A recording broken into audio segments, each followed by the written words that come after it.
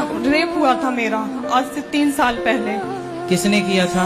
मुझे नहीं पता क्या था क्या नहीं था, क्योंकि पहले मैं बहुत वैसी थी, मतलब अच्छी लगती थी, सारी चीजें थी, घर में रहती थी, पढ़ाई करती थी। मुझे नहीं पता कौन था कौन नहीं था। 3 साल पहले? 3 साल पहले। आप कितने वर्ष की थी उस समय? 17 साल की।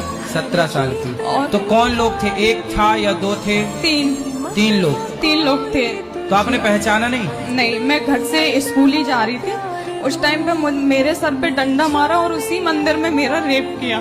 डंडा मारा तब आप बेहोश हो गई? हो गई, मेरा पूरा सिर फट गया था पीछे से, तो मैं बेहोश हो गई। और मेरे घर वालों ने मुझसे ये कहा कि तू किसी और के साथ भाग गई थी, और उस चीज का दर्द मैं आज भी झेलती आ रही हूँ।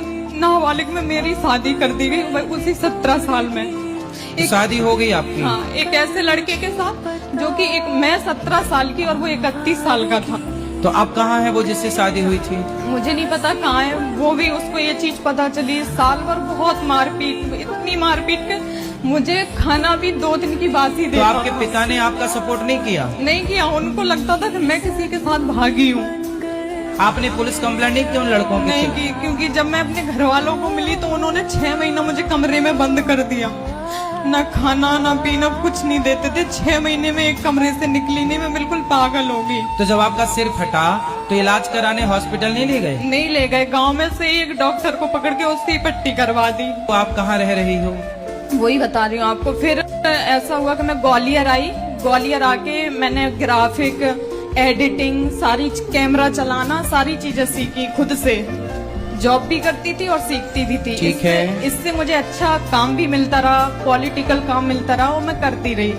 तो घर वालों को लगा कि मैं अब ठीक ठाक हो गई हूँ, तो मुझे बुलाने लगे। पहले कोई सपोर्ट नहीं कर रहा था। जब आप पैसा कमाने लगी तो बुलाने लगे? अभी दिवाली पे वो लोग परेशान थे, तो मेरे पास फोन आया कि बेटा पैसों की जरूरत है, कलर करवाना है, ये करवाना है। मैंने 60,000 रुपए उनको डाल दिए, बिना कुछ सोचे, बिना कुछ समझे।